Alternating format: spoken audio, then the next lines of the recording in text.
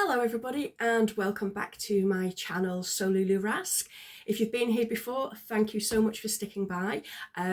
As you will hear, I am sounding, I hope at least, a little bit better than I did on last week's vlog. Still a bit croaky, still a bit nasally, but I feel heaps better. If you're new to my channel, thank you. Welcome and thanks for popping by. If you haven't subscribed to my channel yet, please do. I really appreciate that. Give me a big thumbs up if you've liked what I've presented today. And pop some stuff in the comments. There's been some good feed ideas coming through in the comments. So I always answer. I'm at the stage that I can still answer all the comments. And if there's anything that you'd like to see, please say. There's a few ideas coming through that I'm working on. But today's vlog is very specific, which is why this is hitting kind of midweek. This is my vlog to support this year's Sew April Blouse Challenge. It's been running for quite a few years. It's run by Gabrielle from Cloth Edit and also has been with Ruan from the Yorkshire Sew Girl. But this year, I'm absolutely delighted to say, it's Tamlin from Sewn on the Tyne who is co-hosting it. And it's a little bit of a more relaxed timetable of vloggers, shall we say, for the Sew April Blouse Challenge to what we've just come through in March for the Sew Frugal Challenge, where you had a list of all the vloggers right the way through doing a very specific idea for Sew Frugal. For the Sew April Blouse, it really is a lot more relaxed, which I love, and actually to me that feels relevant because that's the whole sort of feel that I get with a blouse, and I think that ties in quite nicely. There are heaps, I was going to say thousands, that's maybe an exaggeration. There are heaps and heaps and heaps and heaps and heaps of prizes. What I'm going to do is at the end of my video, I'm going to pop on the slides that give you a list of all of the rules, a list of all the tags that you have to put in, a list of all the sponsors and all their amazing prizes. So please do watch to the end to get all of that. There is also some slides that Tamlin and Gabrielle have put together for what constitutes a blouse, because I do remember last year there was quite a lot of buzz in the community on is it or isn't it a blouse.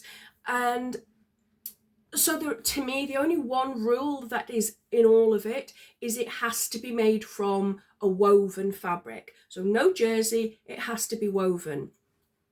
After that, the lines kind of blur a little bit. And as the vloggers come along each week, you will hear their interpretation of a blouse. And I'm sure you're going to disagree with some of us on what we say we feel is a blouse, but I think that's the whole point of it. Anything in sewing is supposed to be your interpretation. It's your creativity. It's what you want it to be.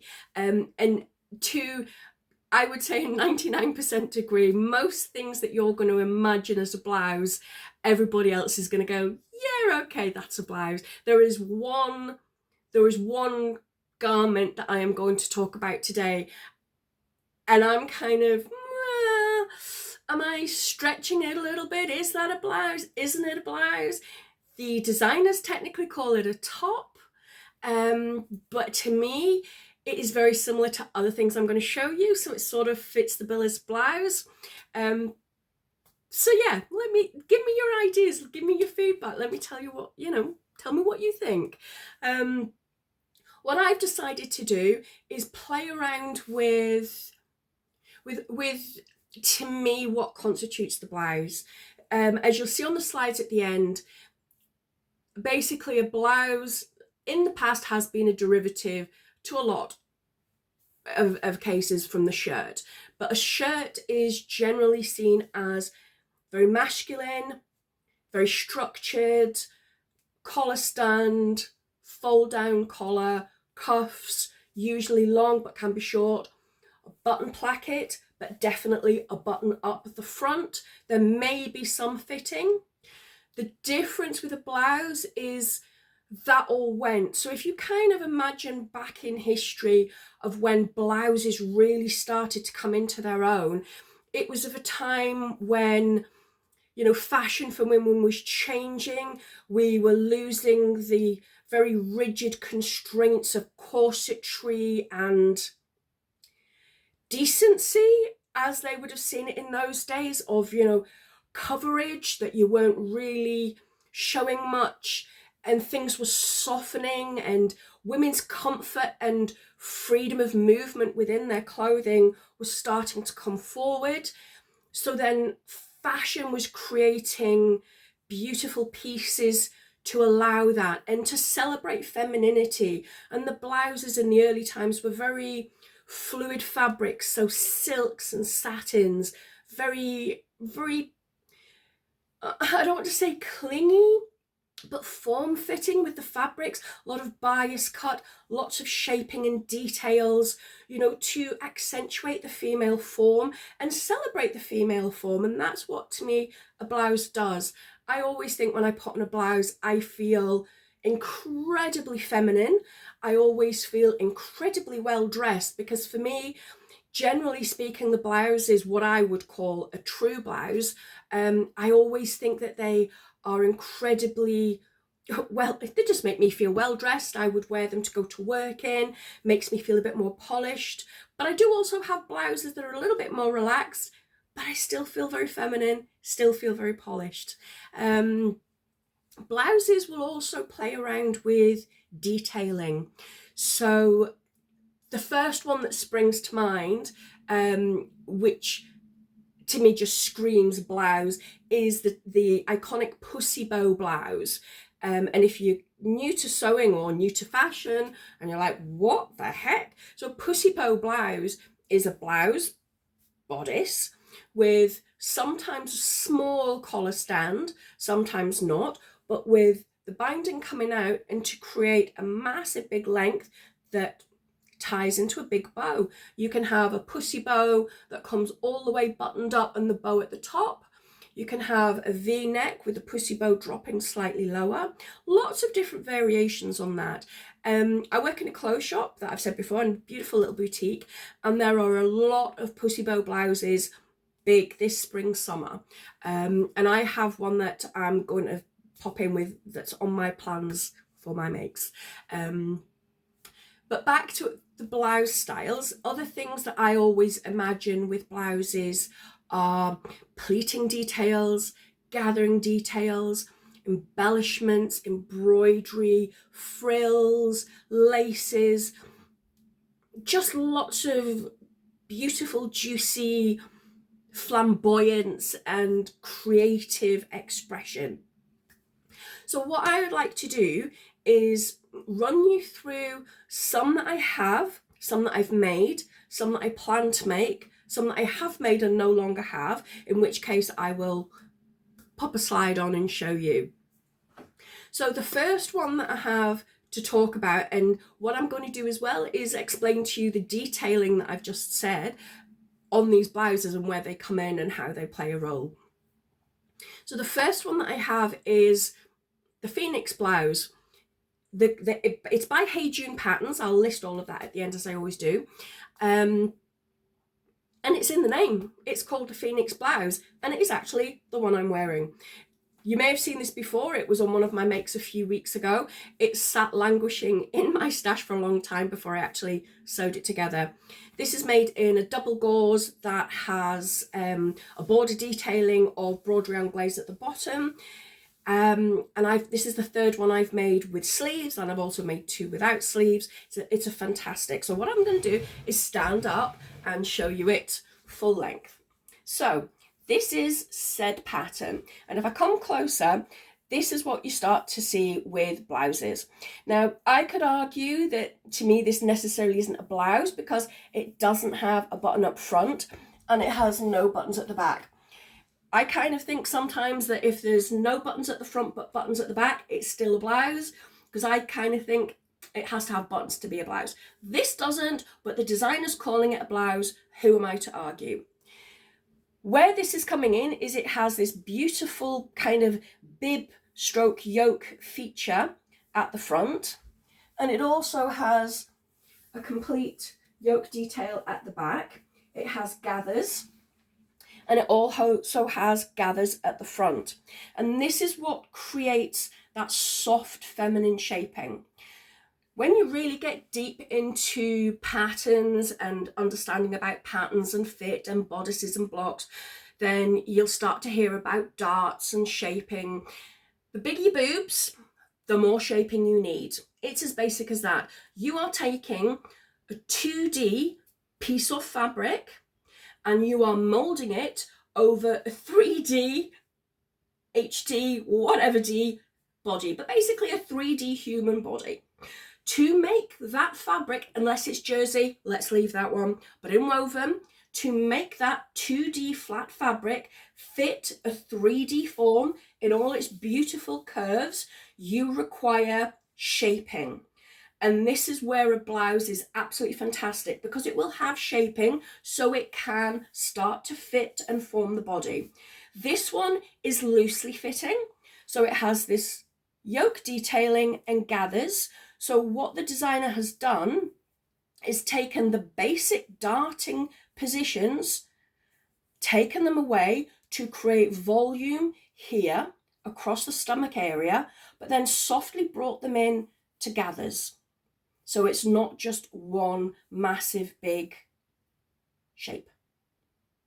So that's one of the things that I mentioned, the gathers. So gathers are absolutely fantastic for creating shaping and that soft, fluid femininity and flowiness that you associate with a blouse. Quick pause, got to do a change. I'm back. I'm going to look really scruffy by the end of this, by the way, because I'm just doing quick changes in and out. So this one I have made twice. I've got another version down here. This is actually the second version.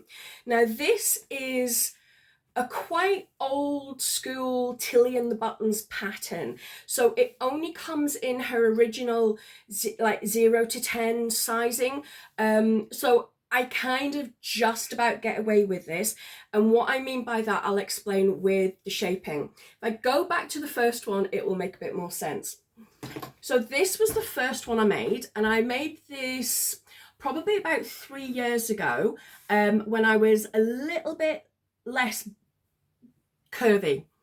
This was a beautiful fabric. It was actually part of a kit from Guthrie and Garney, but the particular blouse pattern that was chosen was not my cup of tea at all. So I bought the Tilly and the Buttons pattern to make it, and this is the Mathilde Blouse, Mathilde. And actually when you look at it and see it on the website, I almost feel it's a bit of a precursor to the Marnie blouse a few years later, because there are quite a lot of similarities to it.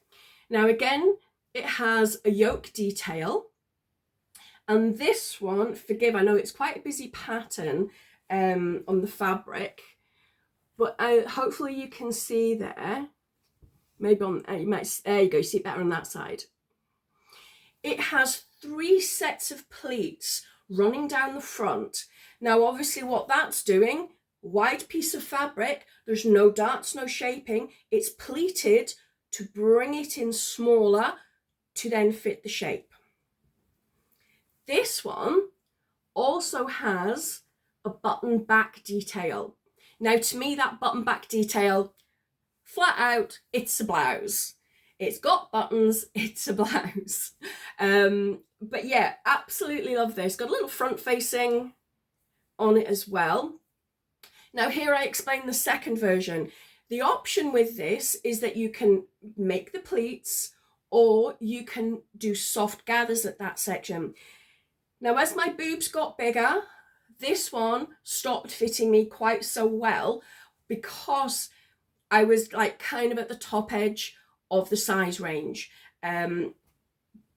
But I realized that if I took the pleats out and used the soft gathers, it was going to give me a bit more movement here. So if I stand up, you can see this one now has got that movement and it's got that space without having any dark details to create that bust section. all the shaping on this one is coming from the gathers. Again, the yoke and the back button. And this is absolutely fantastic. This is a Liberty Tanner lawn. So although it's a cotton, it has got that drape and that fluidity. And I hope you agree, it is very soft. It is very fluid. It's very feminine. It's very light to weight, beautiful soft scoop neck. I wonder if I can get up close enough. Forgive me. You will see little people, because this was actually one of Liberty's Olympic fabrics. So the rings are like an abstract version of the Olympic rings, and it's got all little people doing various different sports. And I thought that was just quite cute, because that's slightly more, or less, should I say, slightly less what you would expect to find on a fluid feminine floaty blouse. Pause you again for the next one. Now this one I absolutely love, and it is definitely time for me to make more. I have worn this so many times for work. I think this is absolutely gorgeous. This is a Maison Fauve pattern. Now, if you have seen Maison Fauve, I do not need to tell you, their couture detailing is exquisite. If you don't know who Maison Fauve are, please pop onto their website, because they have gorgeous patterns. They fit me, so if they fit me, we're looking good, ladies, because I've already said to you before, I'm quite curvy, but they can fit me too. So they have got a really cool size range, but just the most beautifully designed garments and patterns, PDF and actual paper patterns, and the paper patterns are just gorgeous to get your hands on, and they have labels inside, and they do fabrics as well. This was just from a PDF, and it was fabric that I got from an advent calendar for So Much More 2 years ago. And this is the, now I don't know if it's pronounced Maia or Maia. There is a Mia. Don't get the two confused. I will put the name in the back. This is the Maia, M-A-I-A, and it's 2-in-1. It's a dress pattern, but it's also a blouse. But there are also variations with the blouse. You can have so much fun with this one. So I'll stand up and show you all the detailing of this. Again, I know it's quite a busy fabric. You've obviously realised that I do like my prints, but if I stand there straight away on camera, I can see it, so I really hope you can too. There are 3 pleats to the side. Now, if I come up closer, you can see the join line here. So again, this is not exactly a yoke, but this has been cut. Now, if this was the dress, you can imagine the skirt would come out from here. So this is curved, and there are pleat lines here to bring this in to create shaping. Up at the top, we've got a nice round neckline. Now, I don't know if you'll be able to see, but it also has, I'm going to say it has pleats at the top here, but I can't find them. I thought there was. Maybe I'm lying to you. Maybe I'm just feeling where I haven't ironed it well enough. But it has, if I show you here, a princess seam. Now, if you are a curvier lady, a princess seam, although may look scary, is one of the most beautiful and easy fits on a garment, because it follows that natural curve of the bust area and is so flattering because it comes back in towards the waist, creating that silhouette. Now, I think princess seams and empire lines are just so flattering. And even if you've got a bit of squidge, and let's face it, I've got a bit of squidge, I am not afraid to wear something this fitted because it has been shaped beautifully.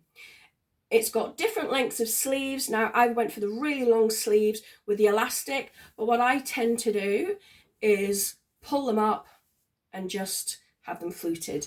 There is an option with this blouse that you can have it buttoned up, but I just wanted it to throw on, so that's it. And this, if I remember rightly, came out of 2 meters. So I'm, as I said before, I'm kind of like a 2022. For this pattern, I think I chose the biggest size, which is a 52 in their size ranging, and I got this even with the big sleeves out of 2 meters. It's a hit. Now this is the controversial one. Is it a top or is it a blouse? On the fence for this one, I will let you make that decision. This is the Sagebrush top, okay? It says it's a top in the title. And on the other one I went, it says a blouse, who am I to argue? But if you look at it, it looks very similar to the Mathilde Blouse from Tilly and the Buttons, at least from the front. It has a yoke detail, and it has this little detail, as I was saying before, embellishments, anything like that. It has a little frill detail, and it has the soft gathers creating the shape. Double checking. Is there any? Yeah, no bust darts on it, so all of the shaping is coming from the gathers. It does have a little tie detail at the back, and I suppose if you wanted to, you could cut it open and put buttons in. The short sleeves. Yeah, on the fence with this one. Is it a blouse? Isn't it a blouse? I'll let you decide. So if you want to make the Sagebrush top, which is a very, very simple make, it is by Friday Pattern Company. If you want to put it in, then I don't think anybody is going to say, no, you can't. I do have another one cut out, ready to go in a Crafty Pie fabric you've seen. Oh, excuse me. You've seen before. If I have time, I will run that up and enter it. That isn't going to be the one that I use for my entry. The one that I'm going to use, I have mentioned before, because I just never have had a chance to get round to it. And let's face it, this has to be the month that it gets made up, because if I can't make a blouse for So April blouse, when am I going to make it? This is the cashmerette Swanton blouse. Now, this isn't a readily available pattern, as in you can't just go onto the website and pay for it and download it. It is part of the Cashmerette Club, which is a subscription service. So you can either pay annually, in which case you will get them every month, you will get the pattern that they choose. But with Cashmerette, there's also lots of fitting advice, masterclasses, lots of things like that. And if you pay for a whole year in one, you can access the entire back library that there has ever been. I believe you can just sign up for a month. So if there was something within the club that you like the look of, you could just sign up and get that particular one. I don't know if you would be able to access the back catalogue though. But I bought the annual version, and to be honest with you, it's been fantastic. I'm learning so much from the fitting. So I'll pop a little picture in here of the Swanton blouse. Now, the reason I've picked this, because it is everything I said at the beginning. It is feminine. It is fitted. It has detailing. It has a pussy bow, and that is the biggest reason that I'm doing it, is because it's got the pussy bow, and because that is big in the shop and we've got lots of pussy bow blouses, I kind of want to make something like that. What else has it got? I'm trying to think. I did write down. Oh, it's got princess seaming again. So it's a really, really beautiful blouse, and I'm going to make it in this fabric, which you've seen me show you before. It is a Liberty Tanalorn called Hera.